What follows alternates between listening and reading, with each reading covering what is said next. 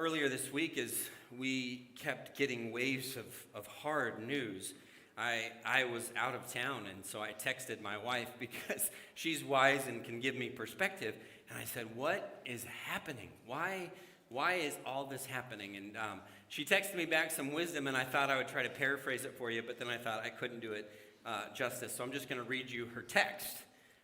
She said, "I think you got to get up and say, Satan hates us, and he is a liar, and he wants us to fail. But God has given us more, and Satan cannot take that away from us. We have a God who fights for us. We have a God who would hold us and die for us to be with us forever. People have got to think on a higher, nobler level. This isn't just about life, it's about eternity." So if you've ever wondered who's the brains behind the operation, it's my wife. And we're going to actually hear from her a little bit more later. We're in this series about mental health, and we've heard from a lot of people that it's been really helpful to give language, biblical, spiritual language to mental health struggles. Because that's not something that happens very often. You can't just crack open your Bible to the generalized anxiety disorder section and see what it has to say. You've got to do a little bit of work. So, for example, David, the author of many of the Psalms, doesn't say, "Hey, everybody, I've got anxiety." He writes stuff like Psalm 116:3, "The cords of death have entangled me. The anguish of the grave came over me. I was overcome by distress and sorrow." That's the language he gives. But if he said that to his therapist, they would pull out their little notebook and make some notes. Like, I think David needs a little help. Maybe needs a little medication. Job doesn't say, "Hey, I have PTSD. I have gone through many difficult, traumatic situations enough to last several lifetimes." He just says, Job 10:1, "I loathe my very life. Therefore, I will give free rein to my complaint, and I will speak out of the bitterness of my soul." And some of you, even going through hard things, are like, "That is a little much. That is a little hard." But I guarantee you a psychiatrist would look at that and they would say, "I think Job is suffering, and here's the language we would give to that." So there's no Bible index, but it doesn't mean that the Bible doesn't have something to say. It just takes a little bit of work. And we've been really blessed to have elders who spoke into this from experience and from professional perspective. I think it's good. And this series so far has been about mental health from the first person perspective. So what do we do, or how do we think when we are the ones suffering from those things? How does that relate to our faith? How does that make us live and feel? But there's an additional question that we have to wrestle with that some of you, maybe if you've not been asking, you've been wondering about. You've been wondering like, okay, but it's not me dealing with that. It's someone I deeply love. What do I do when someone I love is suffering from mental health? This information may be good for me and for me to think about it, but how do I deal with it when it's somebody I deeply care about? Now, if you read the Psalms, we just referenced one of them, but if you read the Psalms, they're all over the place. I mean, David has some high highs and some low lows. He's rarely in the middle. These are the kinds of things he says. Psalm 100, verse 4, "I will enter his gates with thanksgiving," and that is happy, clappy David. That whole psalm is like, I'm excited. Life is great. Life is grand. The sun is shining. It's beautiful outside, despite the fact that it's 7 degrees. It's wonderful. That's David in those moments. And then in Psalm 88, verse 18, this is how the psalm ends, folks. This isn't like he's just, taking off for something better. The psalm closes with, "Darkness is my closest friend." That's the end of that psalm. We don't know if it's David, I should say, but the psalmist who wrote that. Or Psalm 23, verse 4, acknowledges hard truth, but's hopeful. "Yea, though I walk through the valley of the shadow of death." That's the King James Version. "I will fear no evil." I'm acknowledging this hard thing, but here's my perspective. Here's my eternal perspective on it. Walter Brueggemann is a Hebrew scholar, and he writes about the Psalms and how we're supposed to think about them. And I like what he says. Because he says that there's really 3 different kinds of psalms, 3 different categories. You have psalms of orientation. And by the way, let me say this. Hang with me here, because some of you are like, "Oh boy, some scholar." Hang on. This is going to be helpful for mental health. He writes that there's psalms of orientation, meaning this is the way things are supposed to be. These are my ideals. These are my expectations. Then there's psalms of disorientation, like what is happening here? And then there's psalms of reorientation. Oh, okay, this is how I want to think about it. This is how I should. Now, I have found this particularly helpful for thinking about mental health, both for myself and for my loved ones, to think about it in these three ways. So, for example, orientation.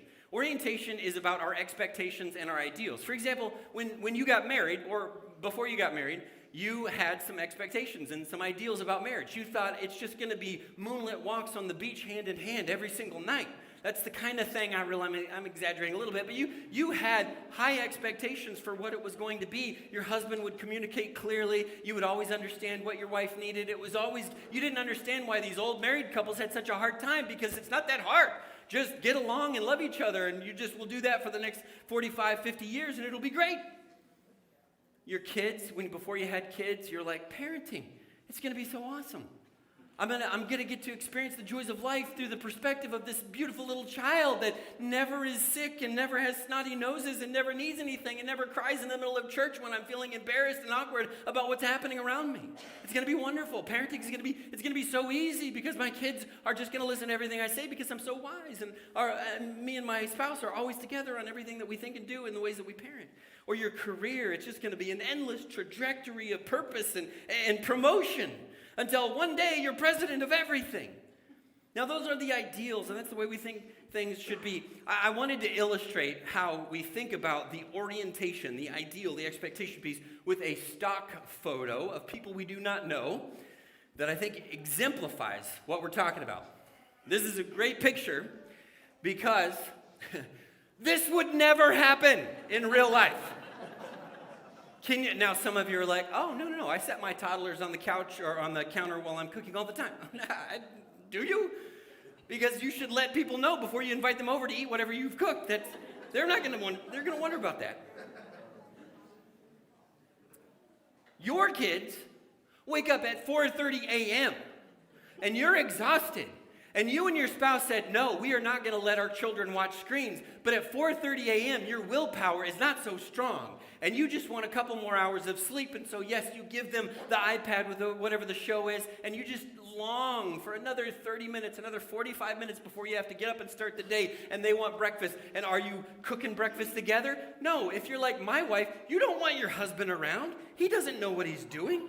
He's not helpful. The kids aren't helpful. Nobody's smiling. Look how clean that counter is. This is not reality. It's a beautiful thing, but it's not real. And I'm not saying it can't be, and I'm not saying it never is, and I'm not saying it shouldn't be aspired to, but if you experience moments like this, experience them as a gift, a temporary gift that comes and then goes away very quickly. Do not experience it as the day-to-day, because you're going to suffer. Because that isn't day-to-day life. It's a beautiful thing, but when you hear people talk like this, you're like, ugh. It's like they're heading for a car accident and you can't stop them.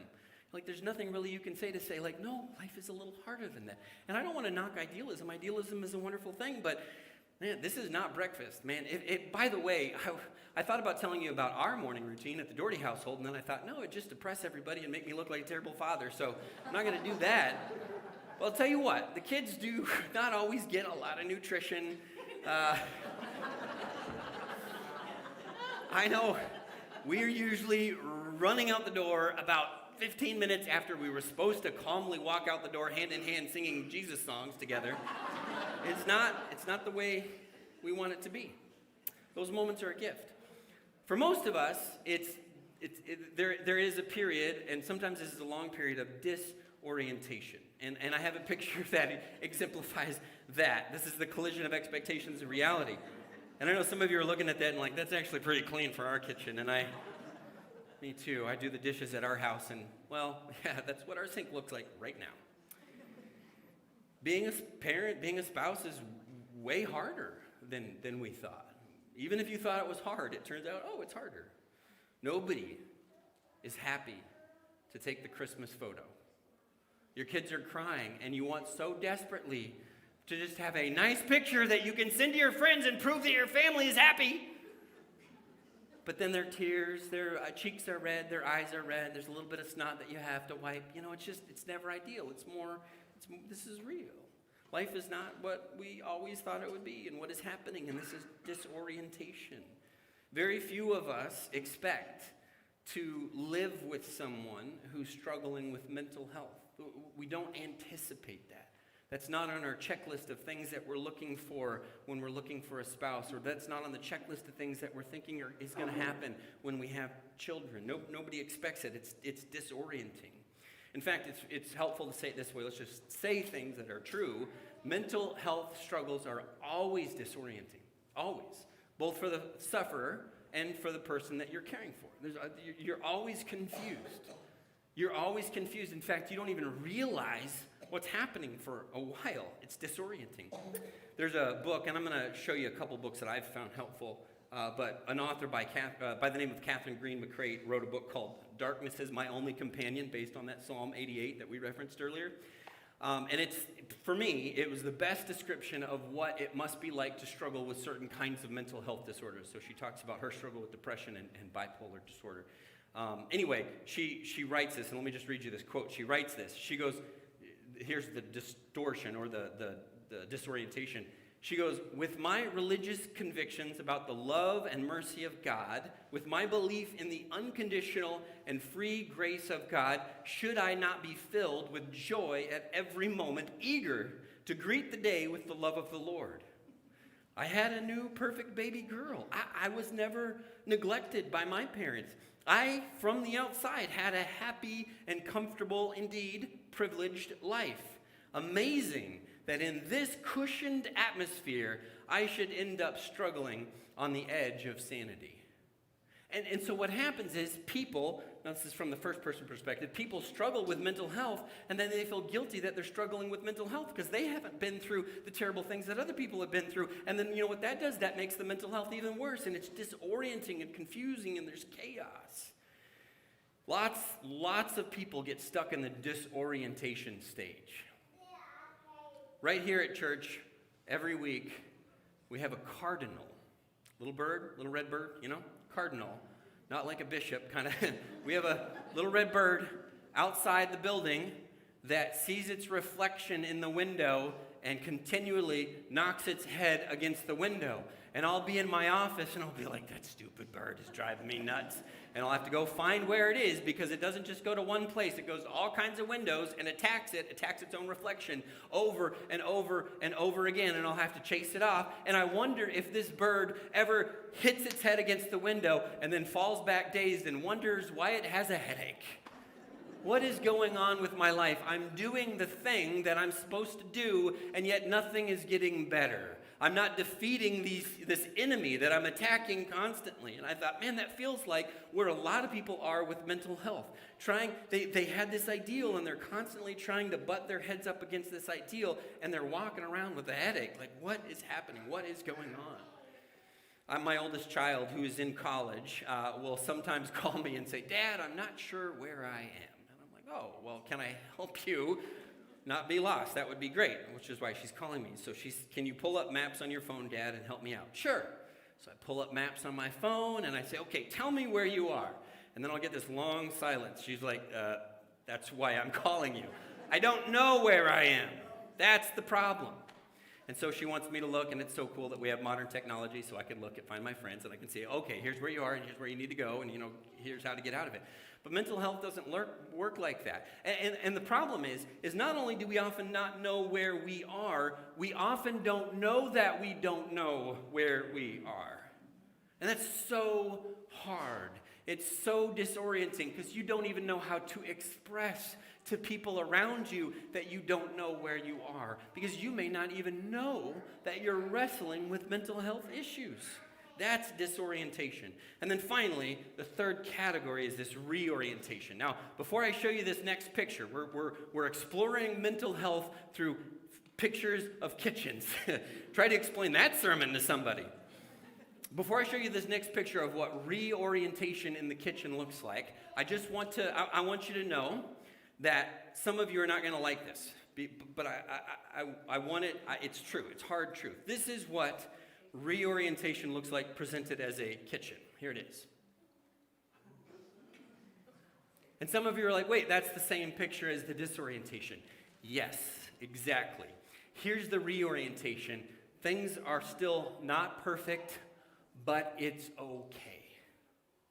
But it's okay. That's all right. It's okay to have a sink full of dirty dishes. Your kids will be okay if they have to scrape leftover spaghetti off the plate and wash it to use it to microwave a hot dog. They'll live. They'll live. But if you're in the middle of disorientation and moving toward reorientation, sometimes that's all you got, and it's okay. Now, I sense in the room, some of you are like, I like where you're going, Patrick, and then you hit me with this, and I don't like it at all because I want the picture-perfect thing. And that is not reality. Here's a hard truth. A hard truth is that your life is going to often look like this. Maybe most often. And some of you are like, I would never let my kitchen. Forget the kitchen. Just understand that your life is never going to be perfect and ideal. And you have to understand that there's so many ways that that's absolutely okay. That is absolutely okay. And you're learning that it's okay. So here's the deal. We don't need any help going from orientation to disorientation. It's a slide. It's really easy and smooth. You went from having high expectations to wondering what is happening like that. It's no problem at all. The hard part is going from that disorientation back to the reorientation.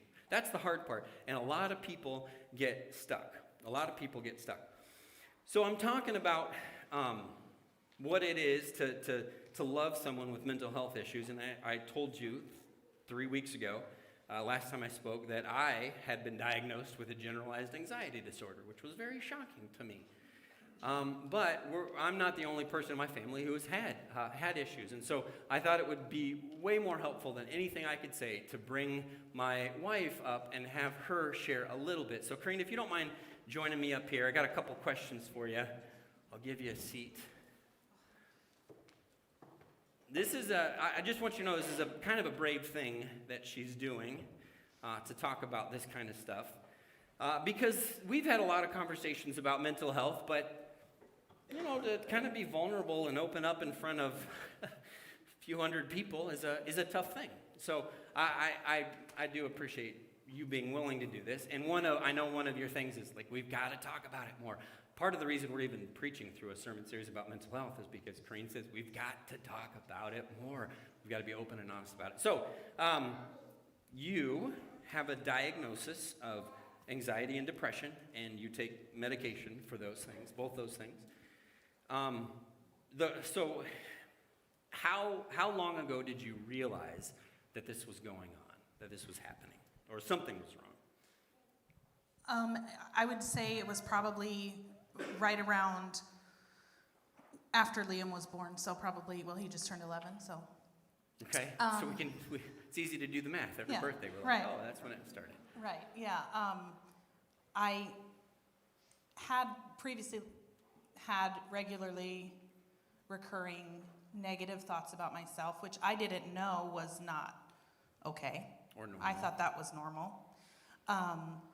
And so I didn't address that. I only addressed something once it manifested as a physical symptom in my body, when it felt like an elephant was sitting on my chest and I couldn't sleep at night. So. And you even mentioned that your heart would sometimes my heart have irregular heartbeat. It would skip a beat, and so that made me worried about my heart. So I went to go check out my heart, and that's when the doctor said, well, your heart's just fine, so go to a therapist. And then the therapist sent you to And then a therapist said, you need to go see a psychiatrist. And we worked through meds, and yeah. So when I'm talking about disorientation, there's this period between I know that something's wrong, and I have even words for what is wrong. Can you describe a little bit about what that time period felt like?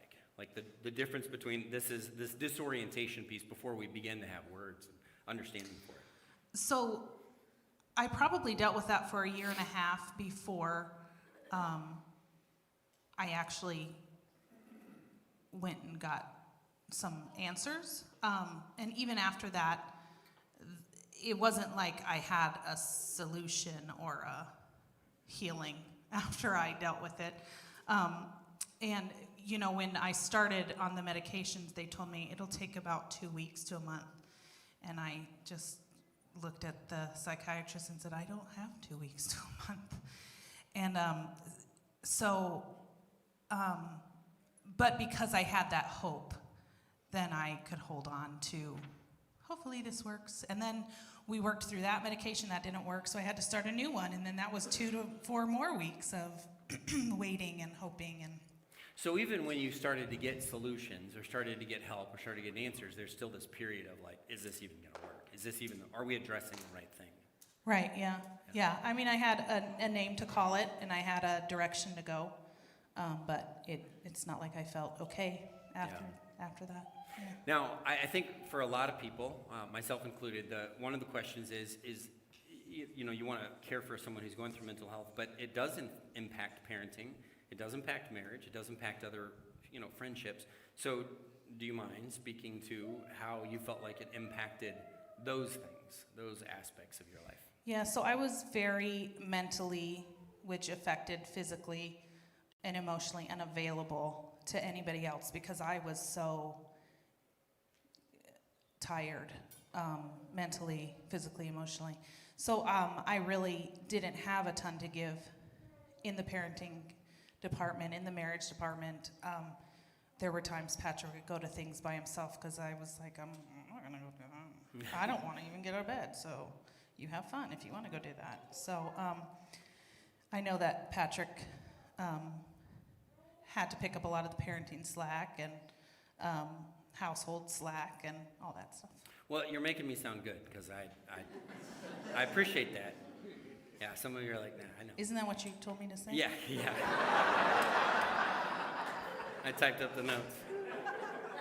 So, those of you that know me know that this is number 7 on the Enneagram, which means that we like to run away from anything that seems tense or difficult. So as soon as the tension and the difficulty comes, we like to make it lighthearted and have fun and, maybe crack a few jokes. And if you're not wired that way, then you're like, that is the worst possible thing you could do. So, believe it or not, I've said some really awful things in some really delicate situations that people still remind me of years and years later. Yeah, it's great.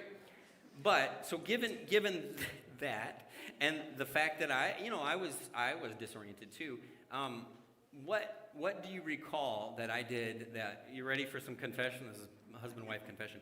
What do you recall that I did that wasn't helpful, that was not helpful? Well, I do remember at the beginning. By the way, can I just say this real quick before you say that? I hope you guys love me anyway, okay? 'Cause you're about to hear some stuff. This is real. Okay, all right, just please. All right. Whew. All right, go ahead. In the beginning. I remember hearing a lot, we need to figure out what's wrong with you.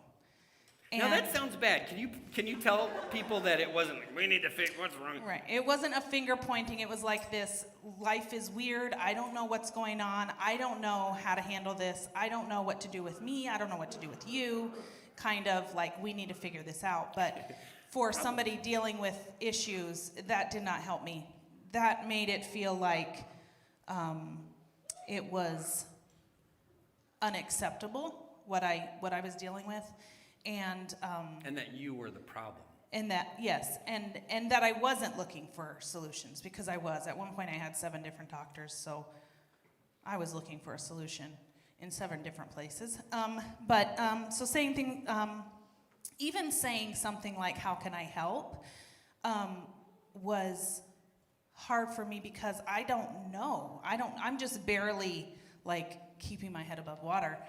It's not like I'm looking around like, oh, hey, can you grab that life jacket and throw it at me? It's not like I was thinking through, first of all, the problem, and secondly, the solution, in order to give you something to do. That wasn't something that I was able to do mentally. There's more, folks. By the way, there's a long list of things that I did that were not helpful. When things needed to be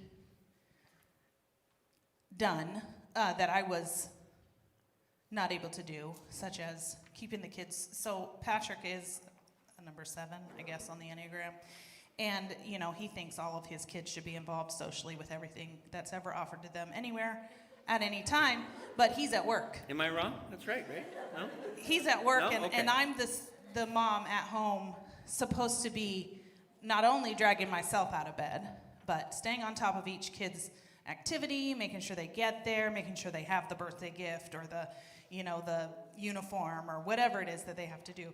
So, and when those things weren't, when I didn't feel like I was able to do those things and they weren't getting done, Patrick would say, well, what am I supposed to do?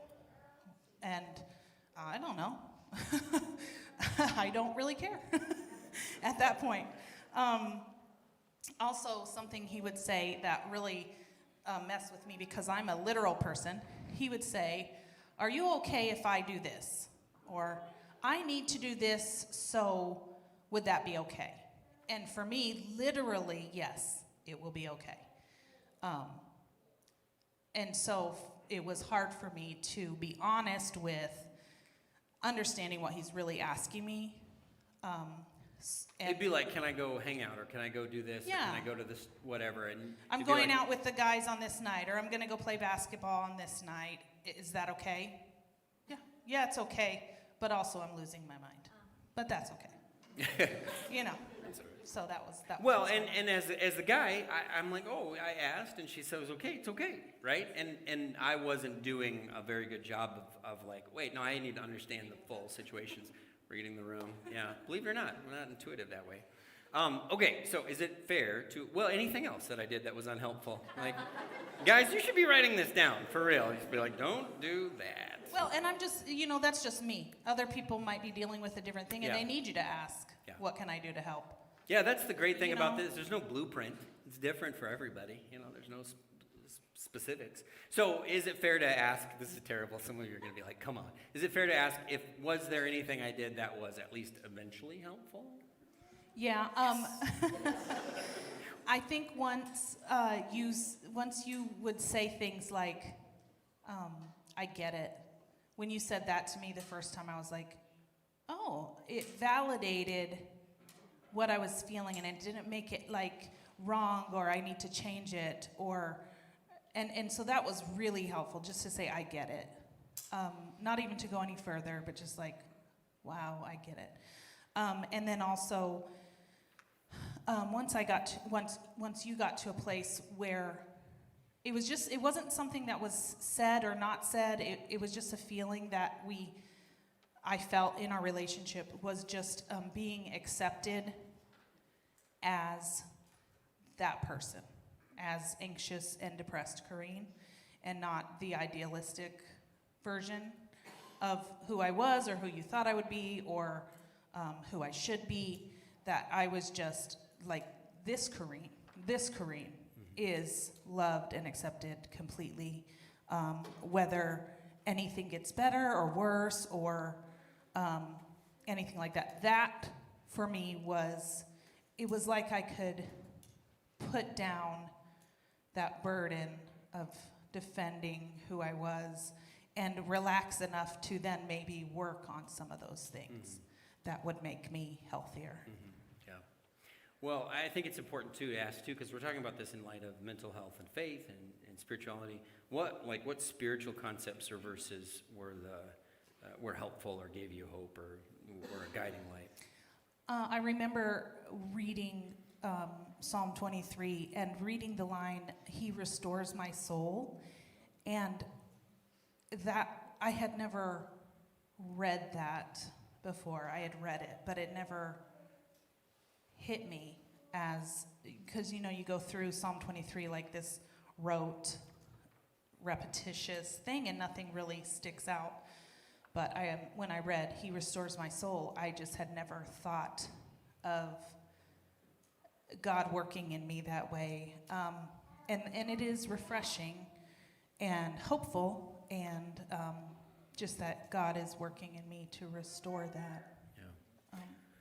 Well, I mean, as you can imagine, this is not Corine's comfort zone, so it's a big deal. So I know that mental health is hard, and I know that it requires an incredible amount of resiliency to work through things and not to stay stuck. And so even if it from the outside doesn't look like that, and we've been through that, and it's made a big deal. But even for her to get up on stage this morning is a big deal. So Corrine, thank you. You can have a seat. I won't keep you up here, but I appreciate it.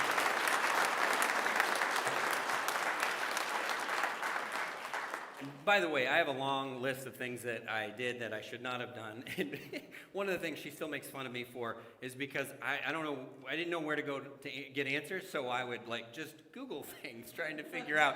And, so every time I ask her like some tough question, she's like, well, why don't you try Googling that, instead of asking somebody for help.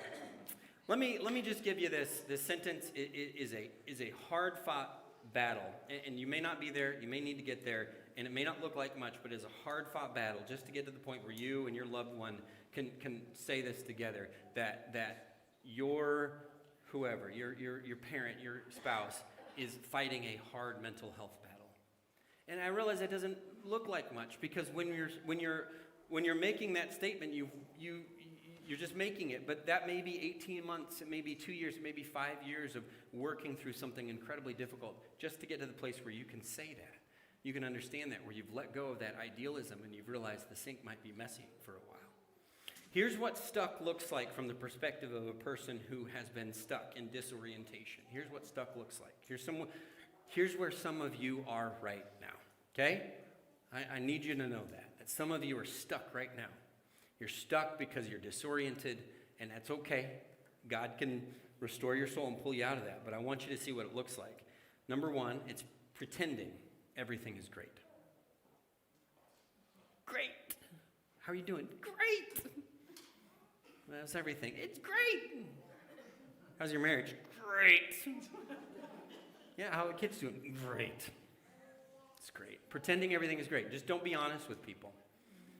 Just don't be honest, and you can stay stuck. Angry, but you're not sure why or at what. You're just upset. Just angry. Some of you, and this is no joke, some of you, you're reflecting your stuckness when you drive because you're angry at that poor person who's just learning how to drive or doesn't know how to drive well, and that anger comes out. That's stuck. And then thirdly, trying to solve the problems yourself. This is me. Just Google it. Just Google it. Just figure it out. No, talk to somebody. Talk to somebody. I want to show you a picture of a moth.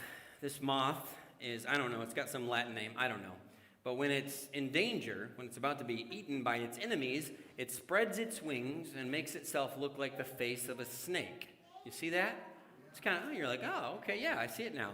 That's what it does. It's called diametic behavior, and that's what animals do when they're threatened to make themselves look more dangerous so that the enemy, the predator, goes away. It tries to pretend to be something it's not to fool its enemy into giving up.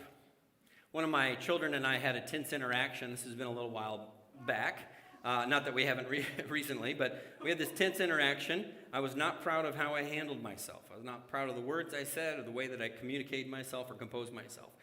But you're in the moment, and your brain's trying to justify. You're right, they're wrong, you're the dad, they're not. Like you. And it's trying to rationalize why my poor behavior was acceptable and their poor behavior was not. I expected this, and I didn't have that, and I'm disoriented. In the middle of that, I happened to go to the store. I was like, oh, I can't believe she did that. And I walk into Jerry's just down the road here, and at the entrance to Jerry's, just to your left, is a little Starbucks. And I walked into the Starbucks, and there was a dad and his teenage daughter who were just laughing and having a great time together. And I saw that, and I was like, why can't I have that? And why? And then, why am I such a bad parent?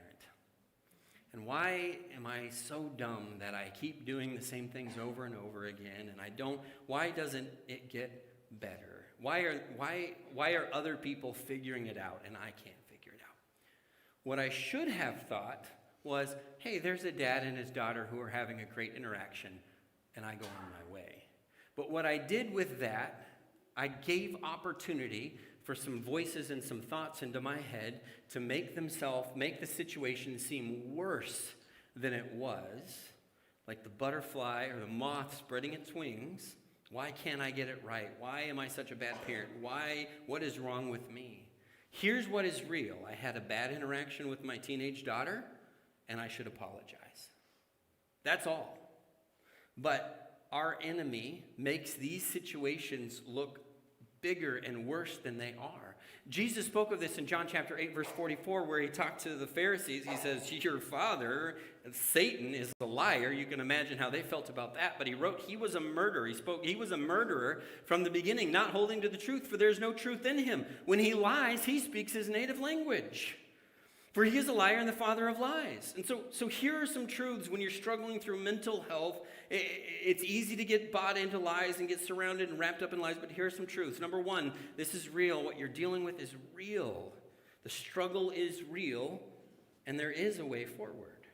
This is hard. It's okay to acknowledge that this is hard. It's okay to acknowledge that without guilt. You need help too.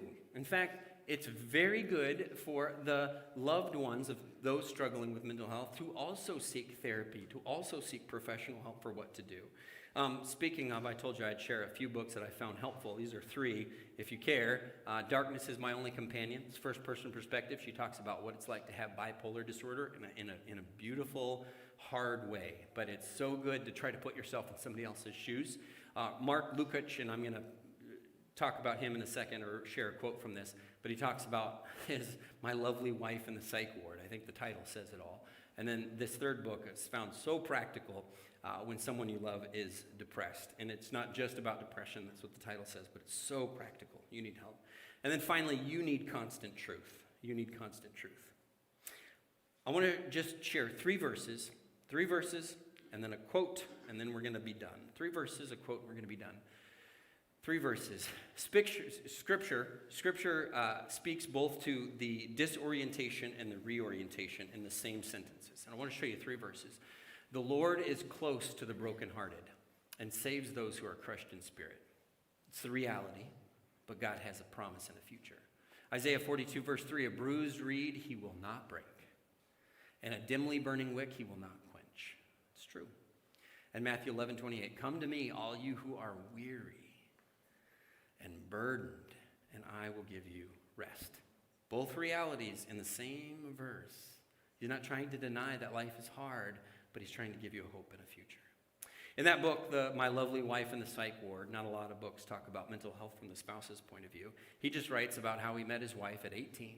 They got engaged at 23, married, and then by the time she was 27, she was having a severe bipolar episode, and he did not know what was happening. And he said, I didn't even know who this woman was that I had married. I didn't even know who she was. He wrote about how I had never felt more lonely, and then he felt immediate guilt about his feelings in light of what she was experiencing.